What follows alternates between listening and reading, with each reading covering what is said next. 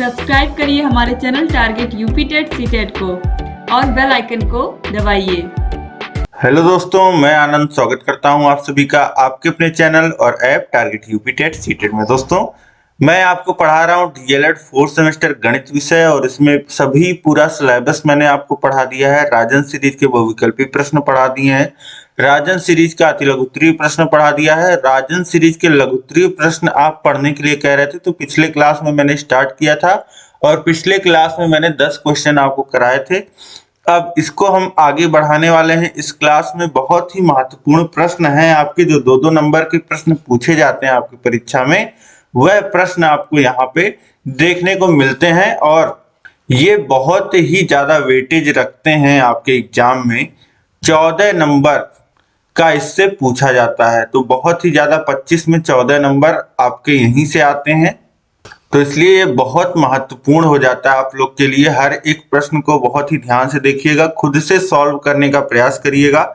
अगर नहीं आता है तब आप देखिएगा। इस क्लास को अधिक से अधिक शेयर कर दीजिए, इसको लाइक कर दीजिए ताकि और लोगों तक पहुंच जाए और सभी लोग इसी तरीके से अच्छे से पढ़ाई कर पाए। अब देखिए प्रश्न संख्या 11 क्या कह रहा है। निम्न चित्र में एक वृत्त के अंतर्गत एक चक्रीय चतुर्भुज एबीसीडी है, विकर्ण AC और BD खींचे गए हैं। यदि त्रिभुज ACB, त्रिभुज नहीं, ये देखिए त्रिभुज इसने बना दिया, यहाँ पे कोण का चिन्ह बनना चाहिए। कोण ACB 52 अंश तथा कोण BAC, इस तरीके से लिखना था, कोण BAC 48 अंश हो तो यहाँ पे देखिए सही लिखा है, कोण ADC ज्ञात कीजिए। कोण ADC का मान कितना होगा। ADC कोण कौन सा है, देखिए A पॉइंट ये है, A से D जाइए और फिर C जाइए, तो ये जो पूरा कोण है ये क्या है, ये D कोण है। इसी का मान आपसे पूछा जा रहा है और दो कोण यहाँ पे दिए गए हैं। कौन कौन से कोण दिए गए हैं, ये कोण ACB, A से C पॉइंट जाइए और फिर B पॉइंट, यानी कि C पे ये इतना, जो ये आधा जो इतना कोण बन रहा है, ठीक है, पूरा नहीं, ये ACB ये वाला कोण 52 अंश दिया है और इसी तरीके से BAC ये इतना कोण 48 अंश दिया हुआ है। ठीक, अब किस प्रकार से आप यह निकालेंगे कोण ADC, यही आपको देखना है। तो सबसे पहले आप देखिए एक त्रिभुज, देखिए त्रिभुज ACB में ये जो त्रिभुज बन रहा है, A से C बिंदु आप जाइए और उसके बाद आइए B बिंदु, ठीक है। अब ये जो त्रिभुज आप देख पा रहे हैं, इस त्रिभुज में आप देखेंगे तो दो कोण आपको पता है, तीसरा कोण आपको नहीं पता है, इसका मान आप निकाल सकते हैं। अब यहाँ पे आप लिख सकते हैं कि त्रिभुज के तीनों अंतः कोणों का जो योग होता है, यानी कि कोण ACB धन कोण BAC धन कोण ABC बराबर कितना होगा, 180 अंश के होगा। अब यहीं से निकाल लीजिए, ये मान आपको दिया गया है, कोण ACB का मान आपको दिया गया है 52 अंश और धन ये दिया गया है आपको BAC 48 अंश, और इसका मान हम निकाल लेंगे कोण ABC। अभी आपको पता चल जाएगा क्यों निकालना है हम लोग, 180 अंश ये हो गया। अब कोण यहीं से लिख सकते हैं ACB का मान कितना हो जाएगा, ये दोनों 100 हो जाएंगे, 100 उधर जाएगा घट जाएगा, 80 अंश। इस कोण का जो मान आ गया पूरे का 80 अंश आ गया। अब आपको पता है कि चक्रीय चतुर्भुज में जो सम्मुख कोण होते हैं उनका योग जो होता है वह 180 अंश होता है, तो यहीं से आप लोग लिख सकते हैं कोण ADC धन कोण ABC बराबर हो जाएगा 180 अंश के, और एक कोण आपको यहाँ पे पता है, कोण ABC का मान हमने निकाला है, इसीलिए हमने कोण ABC का मान निकाला था त्रिभुज के माध्यम से। 80 अंश, ये 180 अंश, और कोण ADC बराबर कितना, 80 उधर जाएगा घट जाएगा, बचेगा कितना, 100 अंश। तो कोण ADC का मान जो हो जाएगा, इसका मान जो आएगा वह 100 अंश आएगा। यहाँ पे सोल्यूशन गलत दिया है, इसको मत देखिएगा। यह जो कोण का मान आएगा 2017 में पूछा हुआ प्रश्न है, तो ये मान सही कर लीजिएगा, सोल्यूशन 100 अंश आएगा। इसके बाद देखते हैं अगला प्रश्न है, प्रश्न संख्या 12। एक धातु की ठोस आयताकार सिल्ली की माप 10 सेमी, गुणे 4 सेमी गुणे 1.6 सेमी है, इसे पिघला करके एक ठोस घनाकार सिल्ली बनाई जाती है। नई सिल्ली की भुजा की माप ज्ञात कीजिए। अब देखिए, आपने बर्फ की सिल्ली देखी होगी, धातु की सिल्ली देखी होगी, तो इसी तरीके से धातु की जो सिल्ली है, इस तरीके से आप मान लीजिए, इस तरीके से कुछ आपने सिल्ली देखी होगी, ठीक है। तो ये सिल्ली जो होती है इस तरीके से ये घनाकार है। अब इसके बाद इसको पिघला करके बोल रहे हैं कि इसको घन के आकार का बनाया जा रहा है, इसको घन के आकार का बना दिया जाएगा, ठीक। तो यहाँ पे पूछ रहा है कि इससे ये कितने बड़े भुजा का घन बनेगा, ठीक है। आप समझिए कि आपने पहले रेत से ही ऐसा बनाया था स्ट्रक्चर, अब रेत से ऐसा आप बनाना चाह रहे हैं, तो क्या भुजा प्राप्त होगी। देखिए यहाँ पे क्या चीज है जो नहीं बदलेगी, जितना अमाउंट धातु, जितना मात्रा में धातु यहाँ था, उतना मात्रा में धातु यहाँ भी रहेगा। धातु का जो आयतन है वह नहीं बदलेगा, जिस मात्रा में धातु था वह उतना ही रहेगा। तो इसलिए पहले का आयतन निकाल लेंगे जो ठोस ये घनाभ के आकार का सिल्ली है, और उसके बाद फिर जो घन के आकार का सिल्ली है, दोनों में क्या होगा, आयतन बराबर होगा। तो देखिए जो आयताकार सिल्ली की माप है वह कितनी है, 10 गुणे 4 गुणे 1.6। तो गुणा कर लीजिए, 10 का गुणा आप सीधे इसमें कर दीजिए, 1.6 में 16 हो जाएगा, 16 में 4 का गुणा होगा, 64 घन सेमी हो जाएगा।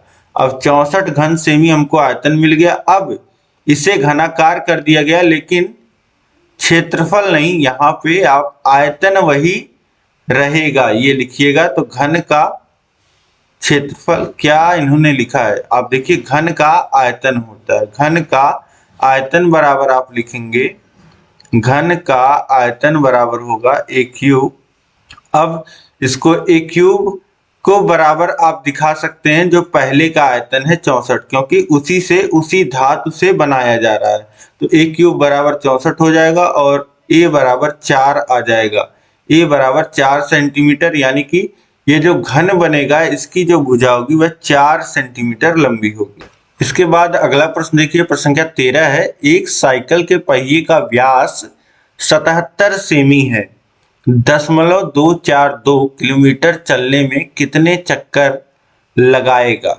आपको पता है, आप सभी ने साइकिल चलाया होगा, साइकिल में जो चक्का होता है, जो पहिया होता है, वह इस तरीके से गोल सा होता है, गोल नहीं वृत्ताकार होता है, ये समझिए, वृत्त के आकार का होता है। तो अब एक चक्कर में यह कितना चलता होगा, एक चक्कर में अगर इसको खोल दिया जाए, ठीक है, इसको अगर यहीं बीच से खोल दिया जाए तो ये कितना अपने परिमाप के बराबर, ठीक है, जितना इसका परिमाप है उतना यह चलता है। और वृत्त का परिमाप कितना होता है, 2 पाई r, यानी कि 2 पाई r के बराबर एक चक्कर में कोई भी पहिया हो, चाहे आपके साइकिल का पहिया हो, गाड़ी का पहिया हो, एरोप्लेन का पहिया हो, रोड रोलर का पहिया हो, कोई भी पहिया हो, वह अपने परिधि के बराबर ही चलता है। एक चक्कर अगर पूरा किया, मतलब यहाँ ए पॉइंट से चला और फिर घूम के ए पॉइंट यहीं आ गया फिर से, तो ये कितना चलेगा, ये 2 पाई r चलेगा, ठीक है।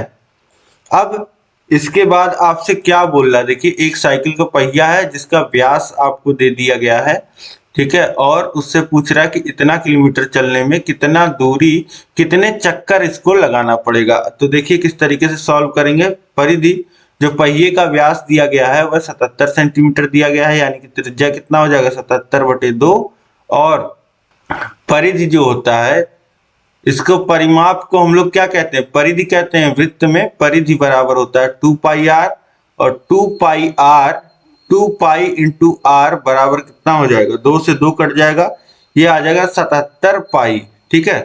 तो एक चक्कर में कितना चलेगा, वह 77 पाई चलेगा, और जितना चलने को कह रहा है ये किलोमीटर में दिया है। अब इसको हम लोग पहले मीटर में बदलेंगे, फिर मीटर से सेंटीमीटर में बदल लेंगे, क्योंकि हमारे पास जो पहिया चल रहा है वह उसका व्यास जो है वह सेंटीमीटर में दिया गया है, तो वह जो परिधि का माप आएगा, जो एक चक्कर में वह दूरी चलेगा, वह सेंटीमीटर में आएगा। तो इसीलिए हम लोग इसको सेंटीमीटर में बदलेंगे। तो 0.242 किलोमीटर को पहले हम मीटर में बदलेंगे, तो 1000 से गुणा करेंगे, हो जाएगा 242 मीटर, और 242 मीटर को सेंटीमीटर में बदलने के लिए 100 से गुणा करेंगे, तो ये हो जाएगा 24,200 सेंटीमीटर। अब देखिए 77 पाई चलने में एक चक्कर लग रहा है, तो इतना चलने में कितना चक्कर लगेगा, इतने में हम लोग 77 पाई का भाग कर देंगे। 77 पाई का भाग करेंगे तो पाई की वैल्यू 22/7 रखेंगे। देखिए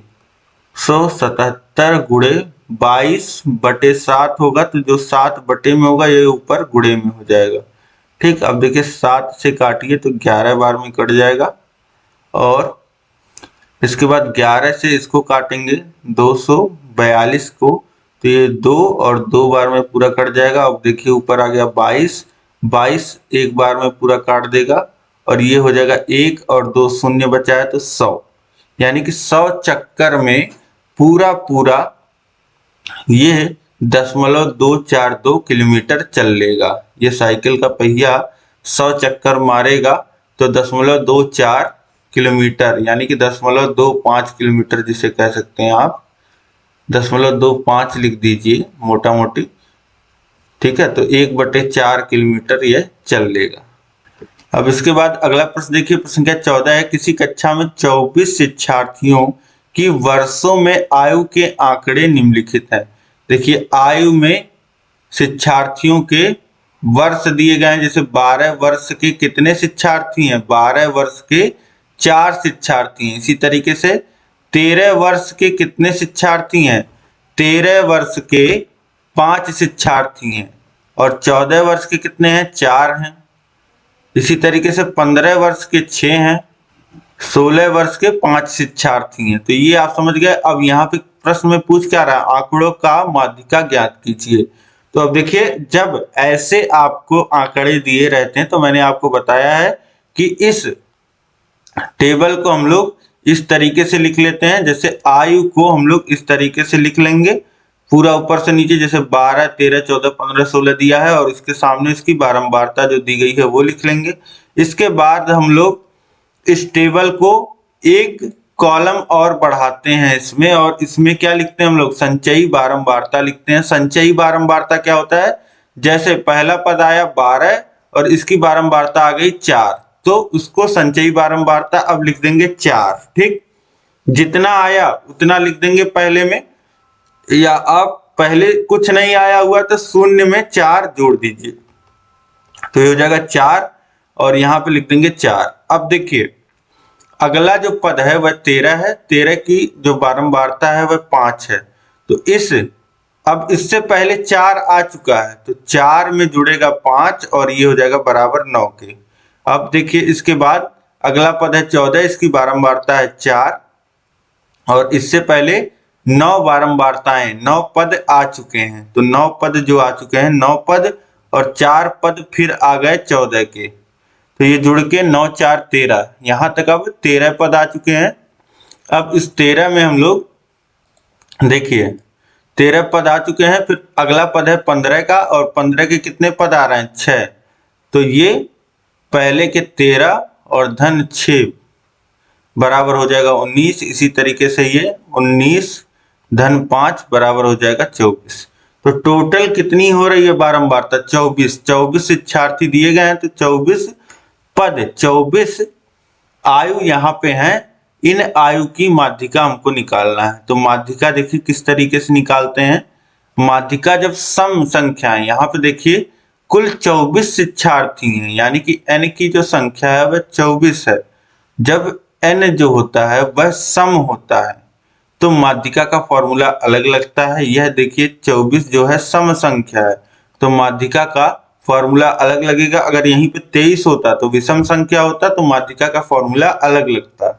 अब यहाँ पे देखिए माध्यिका बराबर हो जाएगा 1/2 और ब्रैकेट में n धन 1 n/2वां पद, फिर धन n/2 धन 1वां पद।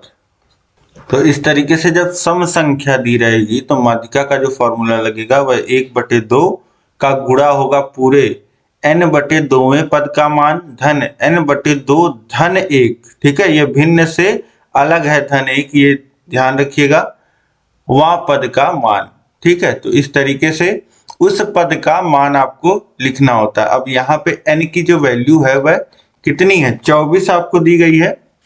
यहाँ पे n की वैल्यू 24 है। तो अब इसको सॉल्व करिए, n 24/2 यानी कि 12वां पद, और n फिर देखिए क्या है, n/2 यानी 24/2 12 धन 1 13वां पद का मान का वैल्यू लिखना होता है। ठीक है, अब यहाँ पे देखिए कि आपको कैसे पता चलेगा कि 12वां पद कौन सा है, 13वां पद कौन सा है। तो इसीलिए यही जानने के लिए हम लोग संचयी बारंबारता लिखते हैं। तो संचयी बारंबारता में देखिए 4 पद यहां तक आ चुके हैं, 9 पद यहां तक आ चुके हैं। 9 के बाद जो 11वां पद आया है, जो नंबर 11, 12, 13 और 14, 4 पद 14 के आ रहे हैं, 4 पद 14 के आ रहे हैं। 9 के बाद 10, 11, 12, यहाँ पे देखिए गलत हो गया, 9 के बाद जो 10 है, 9 के बाद 10, 11, 12 और 13वां, ये जो पद आ रहे हैं वह 14 के आ रहे हैं। ठीक है, पहले देखिए 12 के 4 पद आ रहे हैं, फिर 13 के 5 पद आ रहे हैं, फिर उसके बाद 14 के 4 पद आ रहे हैं, जो कि कौन से नंबर के पद हैं, 10वां, 11वां, 12वां और 13वां। अब यहाँ पे आपको कौन कौन सा पद लिखना है, देखिए 12वां और 13वां पद लिखना है, और जो कि क्या है, जिसका मान 14 है। 12वां और 13वां पद का मान 14 है। 14 14 28/2 कितना आ जाएगा, ये 14 ही आ जाएगा। तो इस तरीके से माध्यिका क्या हो जाएगा, माध्यिका बराबर हो जाएगा 14। ठीक है, तो इस तरीके से आप फॉर्मूला लगा करके समझ गए किस तरीके से यहाँ पे संचयी बारंबारता हम लोग क्या लिखते हैं, माध्यिका में कौन सा फॉर्मूला लगाते हैं सम के केस में। ठीक है, तो इस तरीके से आप इसको आसानी से हल कर पाएंगे। ऐसे प्रश्न मैंने क्लास में भी कराए हैं और प्रश्न आप लोग देख सकते हैं क्लास वाली वीडियोस में। अब चलिए देखते हैं अगला प्रश्न, प्रश्न संख्या 15। एक रोलर का व्यास 70 सेंटीमीटर, लंबाई 2 मीटर, तो बताइए कि 50 चक्कर में रोलर कितने वर्ग मीटर चलेगा। अब देखिए वही प्रश्न है जो अभी आपने साइकिल वाले केस में देखा था। साइकिल वाले केस में तो व्यास आपका 70 सेंटीमीटर वहां भी था, शायद नहीं, वहां 77 सेंटीमीटर था, लेकिन यहाँ व्यास आपको 70 सेंटीमीटर दिया गया है और लंबाई दी गई है। अब ये लंबाई क्या है इसके बारे में सोचिए। तो रोलर में आप देखते हैं, रोलर में आप लोग देखते हैं आगे जो लगा रहता है वह बेलन रहता है बेसिकली। ठीक है, बेलन को लिटा दीजिए, आपका जो गैस का सिलेंडर होता है उसको लिटा दीजिए और उसको रोलर की तरह इस्तेमाल करिए, घुमाइए, तो वह क्या बन जाता है, रोलर बन जाता है। तो इसी तरीके से अब यहाँ पे इस वृत्त का व्यास दे दिया गया है, मतलब ये आप निकाल सकते हैं कि एक चक्कर में कितनी दूरी चलेगा, और साथ के साथ वह दूरी चलने के साथ इस तरीके से देखिए दूरी तो चल रहा है, सड़क पे आगे तो बढ़ रहा है, लेकिन एक चौड़ाई को भी कवर कर रहा है, एक चौड़ाई को वह रोल करते हुए आगे बढ़ रहा है। तो वह एरिया आपको निकाल के बताना है, वह क्षेत्रफल बताना है कि कितना एरिया वह रोल किया है 50 चक्कर में। तो एक चक्कर में कितना जाएगा यह निकाल लेंगे, फिर 50 चक्कर में हमको मिल जाएगा लंबाई, 50 का गुणा कर देंगे कि इतनी दूरी तक जाएगा, उतनी दूरी तक जाएगा पता लग गया, और हमको चौड़ाई पता है कि उतनी दूरी तक जब जा रहा है तो 2 मीटर चौड़ाई कवर करते जाएगा। तो एक आयत बन गया, एक समझिए आप, एक लंबाई जो आपको मिल गई वह आयत की लंबाई हो गई, और ये जो 2 मीटर है ये आपकी चौड़ाई होगी। तो एरिया आप निकाल लोगे। तो देखिए रोलर का व्यास दिया गया है 70 सेंटीमीटर, यानी कि मीटर में कन्वर्ट कर लेते हैं क्योंकि ये लंबाई मीटर में दी गई है, तो ये हो जाएगा 0.7 मीटर। त्रिज्या कितनी आ जाएगी, 0.35 मीटर, और जो लंबाई दी गई है वह 2 मीटर दी गई है।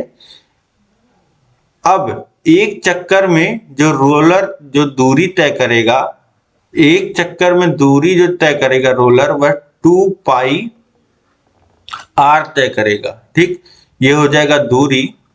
और क्षेत्रफल की बात की जाए, अगर यहीं पे क्षेत्रफल की बात की जाए तो 2 पाई r इंटू 2 ये क्षेत्रफल तय करेगा एक चक्कर में। लेकिन यहीं पे अगर 50 चक्कर की बात की जाए, 50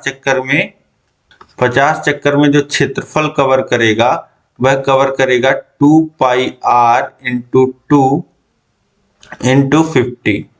तो इसी को सॉल्व कर लीजिए। देखिए 2 है, पाई है, r है, इंटू 2 है और इंटू 50 है। ये आप समझ पा रहे होंगे। 50 चक्कर में ये दूरी नहीं है, यहाँ पे सही कर लीजिएगा, ये है क्षेत्रफल। 50 चक्कर में क्षेत्रफल इसी तरीके से निकलेगा, आप समझ पा रहे होंगे। 50 का गुणा हो जाएगा एक चक्कर में जितना क्षेत्रफल, यहाँ भी दूरी हटा करके ये क्षेत्रफल हो जाएगा। ठीक है, तो ये क्षेत्रफल इन्होंने 2 पाई r, ये देखिए दूरी है, और इंटू h यानी कि ये रोलर की चौड़ाई या ऊंचाई ले रहे हैं। ठीक है, तो इस तरीके से ये अगर आप सॉल्व करते हैं तो कैलकुलेशन करके आप कमेंट करिए इतना आ रहा है या कुछ अलग आ रहा है। देखिए 50 का गुणा 2 में करेंगे 100 हो जाएगा, और 7 पच्चे 35 होता है, लेकिन 0.05 होगा। तो अब 100 का गुणा हो जाएगा तो ये 0.05 हो जाएगा। अब 5 हो जाएगा तो 5 के गुणा 2 में होगा 10 हो जाएगा, और 10 का गुणा हो जाएगा 22 में तो 220 वर्ग मीटर आ जाएगा। जी बिल्कुल सही कैलकुलेशन यहाँ पे की गई है। तो इस तरीके से आप आसानी से इसको भी निकाल लेंगे। आप समझ चुके हैं कि अगर एक चाहे चक्के को घुमाया जाए तो वह कितनी दूरी जाएगा, और एक रोलर को घुमाया जाए तो वह कितना क्षेत्रफल कितने चक्कर में कवर करेगा। ठीक, तो इस तरीके से आप समझ पा रहे होंगे चीजें। अब हम लोग आगे बढ़ते हैं। देखिए अगला प्रश्न है, प्रश्न क्या 16, 700 को दो ऐसे भागों में बांटिए कि एक भाग का 40% दूसरे भाग के 60% से 80 अधिक हो। ठीक है, 700 को हमको दो भाग में बांटना है, मतलब कि जो भी संख्या लेंगे हम उनका योग 700 आना चाहिए। ठीक है, तो मान लेते हैं पहली संख्या x है, तो दूसरी संख्या अगर y है तो x प्लस वाई बराबर 700 हो जाएगा, और y बराबर कितना हो जाएगा 700 माइनस x, यानी कि दूसरी संख्या हो जाएगी 700 माइनस x। ठीक, तो पहली संख्या अगर x माना तो दूसरी संख्या हो जाएगी 700 माइनस x। अब क्या कह रहा है, प्रश्न को ध्यान से बोलिए कि जो एक प्रश्न का एक भाग का जो 40% है, एक भाग का 40% यानी x का 40%, ये किसके बराबर होगा, ये किसके बराबर होगा, x का 40%। x का मतलब होता है गुणा, तो x गुणे और 40, और प्रतिशत की जगह चिन्ह, प्रतिशत चिन्ह हटाएंगे तो 1/100 से गुणा हो जाएगा। ठीक, तो ये आ जाएगा x का 40%, यानी कि अब इसको ऐसे ही लिख लीजिए 40x/100, ये हो जाएगा। और उसके बाद दूसरे भाग की अगर बात की जाए तो दूसरे भाग का 60% से 80 अधिक है, तो दूसरे भाग का 60% यानी कि 700 माइनस x का 60%, यानी कि गुणे 60 और बटे 100, ये हो जाएगा।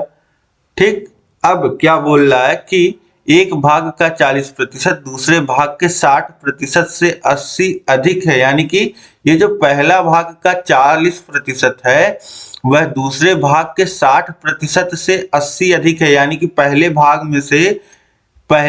के 40% में से अगर दूसरे भाग के 60% को घटाया जाए तो भी क्या 80 शेष रहता है। तो इस तरीके से अब इसको आगे सॉल्व करिए। देखिए पहले भाग का 40% है 40x/100, और घटाइए इसमें से क्या घटाना है आपको, दूसरे भाग का, यानी कि 700 माइनस x गुणे 60%, और ये कितना अधिक है, पहला भाग 80 अधिक है, यानी कि पहले भाग में से दूसरे भाग को घटा लें तो 80 आना चाहिए। ठीक, अब देखिए दोनों जगह हर 100 है तो समान कर सकते हैं, तो ये हो जाएगा 40x माइनस 700 माइनस x और गुणा है 60 का इधर। अब बटे में पूरा 100 है तो 100 को उधर भेज दीजिए, ये हो जाएगा 8000। अब इसके बाद ये देखिए 40x है। अब इसके बाद देखिए ब्रैकेट खोलेंगे तो इधर से माइनस का गुणा हो रहा है, उधर से 60 का, तो ये माइनस का गुणा होगा तो ये हो जाएगा -700 और 60 का गुणा हो जाएगा तो 6 सत्ते 42 और 3 0। और फिर उसके बाद देखिए माइनस का गुणा होगा तो ये प्लस हो जाएगा +60x और ये बराबर आ जाएगा 8000। ठीक, अब इसके बाद देखिए 40 और 60x हो जाएगा 100x और 42000 को उधर भेज देंगे तो 42000 और प्लस 8000 कितना हो जाएगा 50000 और x से काट दीजिए तो ये आ जाएगा 500। तो पहला भाग जो आ जाएगा हमारा वह 500 आ जाएगा, यानी कि दूसरा जो भाग आ जाएगा जिसे y अगर हम कह दें तो वो आ जाएगा 200।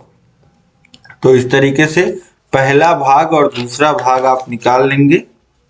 तो इस तरीके से ये आपका सही सलूशन हो जाएगा। पहला भाग 500 होगा, 500 का अगर 40% अगर आप लेते हैं तो ये आता है 200 और 200 का अगर आप 60% लेंगे तो 120 आएगा। ठीक, घटाएंगे तो कितना आ जाएगा 80। ठीक है, तो ये सही सलूशन है, क्रॉस चेक भी आप कर सकते हैं। और यहाँ पे जो आपका सलूशन दिया है वह यहाँ पे देखिए दूसरे भाग में से पहले भाग को घटाया है इन्होंने और बराबर 80 के दिखाया है। यानी कि अगर ये जो समीकरण यहाँ पे बना रहे हैं यहीं पे इन्होंने गलती कर दिया है। यहाँ पे इन्होंने क्या गलती किया है कि दूसरे भाग का 60% में से अगर हम पहले भाग के 40% को घटा दें तो 80 आ रहा है। ठीक है, यानी कि दूसरे भाग का 60% पहले भाग के 40% से 80 अधिक है। इन्होंने उल्टा सॉल्व किया है तो इस वजह से ये पूरा सॉल्यूशन इनका गलत आया है। ठीक है, तो ये आपको नहीं देखना है, सही सॉल्यूशन इस तरीके से मैंने आपको करके यहाँ पे दिखा दिया है। ठीक है, अब इसके बाद देखिए अगला प्रश्न है, प्रश्न संख्या 17। दो पासों को एक साथ उछालने पर दोनों पासों के अंक का योग 4 हो तो प्रायिकता ज्ञात कीजिए। ये देखिए पिछले क्लास में हमने देखा था ये प्रश्न। देखिए प्रश्न संख्या 7 अगर आप देखेंगे तो जो 17 है वह वही है। ठीक है, मैंने आपको बताया था कि दो पासों को एक साथ फेंकेंगे तो 36 घटनाएं हो सकती हैं और उनमें से दोनों पासों पे जो अंक आ रहे हैं उनका योग 4 होने की जो घटना है वह 3 बार घटित हो सकती है। ठीक है, और 3 बार घटित हो सकती है और प्रायिकता हम लोग क्या लिखते हैं, अनुकूल घटनाएं, यानी कि 36 घटनाओं में से 3 जो अनुकूल घटनाएं हैं जिन पे दोनों पासों पे आने वाले अंकों का योग 4 होगा वह 3 घटनाएं हैं और कुल घटनाएं जो घटित हो सकती हैं वह 36। अब काट देंगे ऊपर नीचे 3 से तो 1/12 बचेगा, यानी कि प्रायिकता कितनी आएगी 1/12। अब इसके बाद देखिए अगला प्रश्न है, प्रश्न संख्या 18। निम्न चित्र में 28 सेमी भुजा का एक वर्ग है, इसमें भुजाओं को स्पर्श करता हुआ वृत्त बना है, वृत्त का क्षेत्रफल ज्ञात कीजिए। अब देखिए 28 सेंटीमीटर का वर्ग है और वर्ग के सभी भुजाओं को छूता हुआ यहाँ पे वृत्त बना है। तो इस तरीके से अगर आप ये रेखा खींचेंगे व्यास, ठीक है, तो ये केंद्र हो से जाने वाली रेखा होगी क्योंकि बीचों बीच ये टच कर रहा है। तो व्यास जो हो जाएगा वह 28 सेंटीमीटर हो जाएगा और जो त्रिज्या हो जाएगा वह 14 सेंटीमीटर हो जाएगा। और वृत्त का क्षेत्रफल पूछ रहा है तो वृत्त का क्षेत्रफल होता है πr², यानी कि 22/7 गुणे 4 हो जाएगा r का स्क्वायर। तो 7 से 14 को काट दीजिए, 2 बार में कट जाएगा और ये हो जाएगा 44 गुणे 14। अब गुणा कर लेंगे तो कितना आ जाएगा 616 वर्ग सेंटीमीटर। इसके बाद देखिए अगला प्रश्न, प्रश्न संख्या 19। निम्न चित्र में O वृत्त का केंद्र है, AOB वृत्त का व्यास है। यदि कोण CAB 60 अंश, कोण ABD 40 अंश हो तो कोण CAD तथा कोण DBC ज्ञात कीजिए। अब देखिए यहाँ पे एक वृत्त दिया गया है, वृत्त में आपको 2 कोण दिए गए हैं। ठीक है, वृत्त में O केंद्र है और इस तरीके से एक चक्रीय चतुर्भुज आपको दिख रहा है यहाँ पे ADBC। ठीक है, और यहाँ पे 2 कोण आपको दिए गए हैं और 2 कोण पूछे जा रहे हैं। कोण CAD पूछ रहा है, कोण CAD यानी कि ये जो छोटा कोण दिया गया है ये, और ये पूरा कोण पूछा जा रहा है CAD और यहीं पे एक कोण और पूछा जा रहा है, कोण डीबीसी। डीबीसी यानी कि ये कंप्लीट वाला कोण यहाँ पे भी पूछा जा रहा है।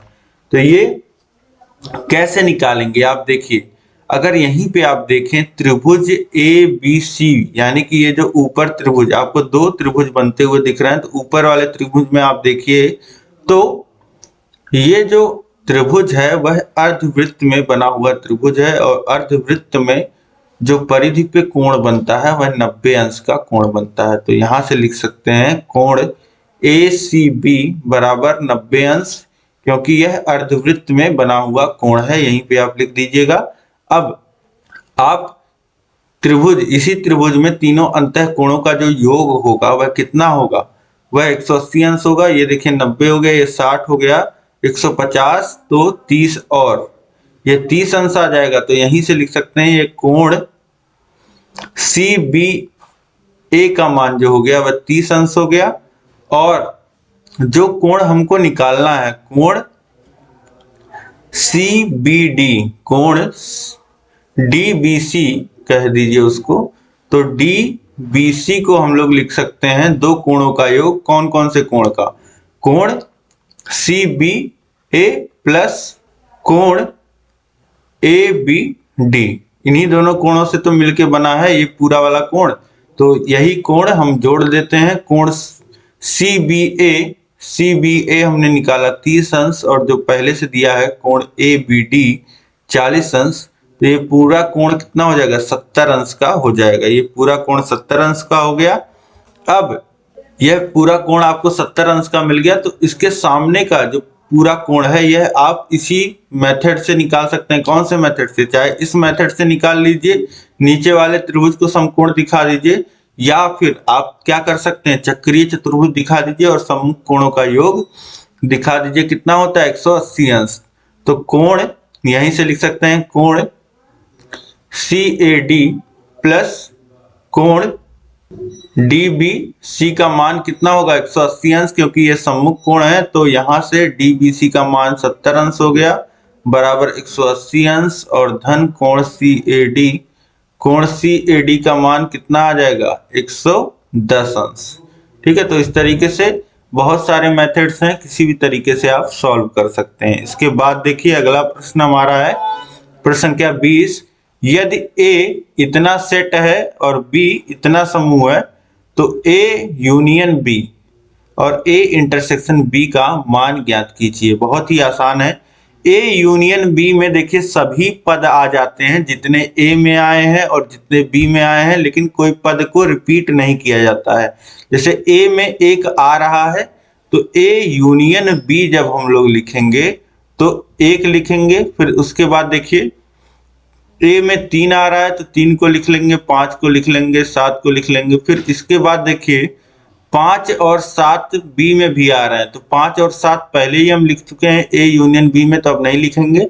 अब देखिए 8 और 9 को लिख लेंगे, तो लिखा सभी पदों को जाएगा जितने भी A और B में आ रहे हैं, लेकिन किसी भी पद को दोबारा नहीं लिखा जाता है। कोई एक बार आ गया तो उसकी काउंटिंग हो जाती है। इसके बाद देखिए A इंटरसेक्शन B में क्या करते हैं, जो दोनों में कॉमन होता है, दोनों जगह आए हुए पदों को लिखते हैं। जैसे यहाँ भी 5 आ रहा है और यहाँ भी 5 आ रहा है और यहाँ भी 7 आ रहा है, यहाँ भी 7 आ रहा है, तो दोनों A इंटरसेक्शन B में हम दोनों जगह आने वाले पदों को लिख लेंगे। तो इस तरीके से प्रश्न संख्या 20 तक आपने पूरा सॉल्व कर लिया। उम्मीद है सभी प्रश्न आपको अच्छे से समझ में आए होंगे और सभी प्रश्नों का सही सलूशन आप यहाँ पे देख पाए होंगे। देखिए सही सलूशन आपको जल्दी मिलता नहीं है, आप कंफ्यूज रहते हो, टाइम लगता है, फिर पढ़ाई से ध्यान हट जाता है, फोकस हट जाता है, और कहीं ना कहीं यही सब कारण बनता है कि आपकी तैयारी नहीं हो पाती है और परीक्षा में अंक नहीं प्राप्त हो पाते हैं। तो इस वीडियो को देखिए अधिक से अधिक शेयर कर दीजिए। कम समय में सभी आपके जितने भी साथी हैं सभी लोग अच्छे से अच्छी तैयारी कर पाएंगे। कम से कम 5 खास मित्रों में तो शेयर करिए ही आप, और सभी ग्रुपों में शेयर कर दीजिए, जहां जहां जितना शेयर कर पाइए करिए। और सभी प्रश्न जो है वह आपको समझ में आए हैं तो यस लिख के कमेंट करिए, अपने विचार लिख करके कमेंट करिए, और कोई सवाल सुझाव हो तो जरूर कमेंट करिए, क्वेश्चन नंबर कमेंट करिए।